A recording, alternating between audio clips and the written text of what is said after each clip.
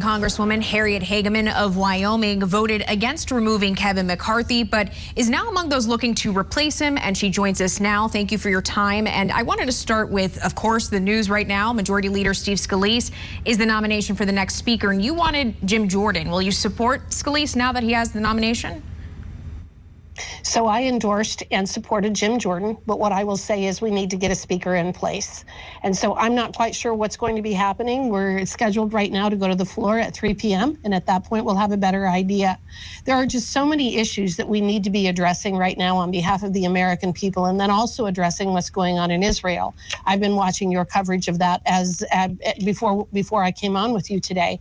And we need to deal with our appropriations bills. We need to be moving forward on the Republican policy issues that are so important to us and our constituents. So what I'd like to see is let's get a speaker in place, let's move forward, and let's show the American people that we can govern. Okay, so you're saying let's get it together so we can move forward on all these fronts. Do you expect the Republican Party to unite around Scalise now that he has the nomination and all of these factors are playing out as you've just mentioned? I don't know that I can answer that question right now, but I do think that it is important, again, that we provide that united front. We need to show the American people we can govern. I know that we can, and I know that our policies are so much better than what we're seeing coming out of the failed Biden White House. The inflation that we're seeing, his attack on our energy industries in the United States. What I have said repeatedly since what happened on Saturday is that a weak America makes for a very dangerous world.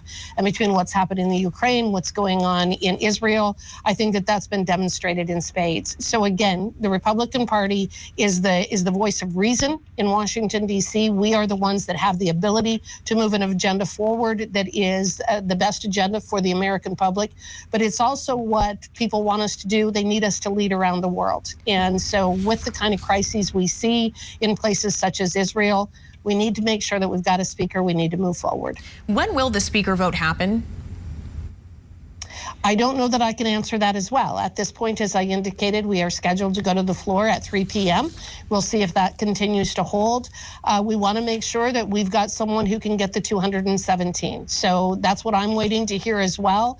I think things are a bit in flux right now. Max Miller came on just immediately before you brought me on, and he's indicated that he's going to continue to support Jim Jordan. I think that there are a few people who are like that. So what we need to do is get back in a room, work through this, make sure that our family can present a united front, because again, the American public, as well as many people around the world, are counting on that. Former President Trump has not supported Scalise and instead wanted Jordan. Should the former president show his support for Scalise? I don't know. You know, President Trump tends to make his own decisions, and there aren't many people who tell him what to do. So I trust his judgment. I think that he was an excellent president, especially in comparison to what we have now with the failed Biden administration. So again, I think that Donald Trump, he may be weighing in on this. I don't know that I can answer that. But again, I know that he wants what's in the best interest of the United States. He wants what's in the best interest of countries around the world, including Israel. I mean, he had such success in the Middle East in terms of the Abraham Accords. We didn't see these kinds of catastrophes when he was president. He was a strong president. He understood international issues, international policy, national security. He was somebody that I trusted to lead us, and I trust him now to lead us. So I don't know that he will be weighing in on this, but right now, as I said, we need to get a speaker in place so that we can move forward with our agenda, make sure that we're funding the government, doing our budget, that sort of thing. I do want to dig a little deeper when you say that and talking about getting back into that room, having that conversation as a family to get on the same page. What does the Republican Party need to hear in order for it to unite around Scalise? You know, as I've indicated, I think that both Jim Jordan and Steve Scalise are really good men, and I think that they would do a great job of leading us. I supported Jim Jordan. I've worked with him on judiciary. I work with him on the Select Committee for Weaponization of the Federal Government. I think either of these men would be excellent leaders of the 118th Congress.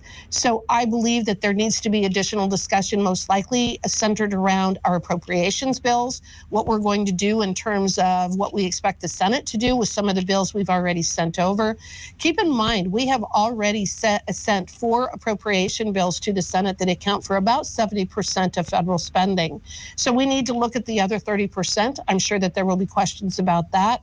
But either Steve Scalise or Jim Jordan would be excellent leaders of the Republican conference and of the 118th Congress. Okay. In January, it took 4 days, 15 rounds. I'm sure I don't have to remind you of that. Should America brace for anything similar? No, I don't believe we're going to have that circumstance. Okay. All right. Well, thank you very much for your time, Congresswoman. We certainly appreciate it, especially as you've got that next meeting coming up at 3. Harriet Hageman of Wyoming, thank you very much.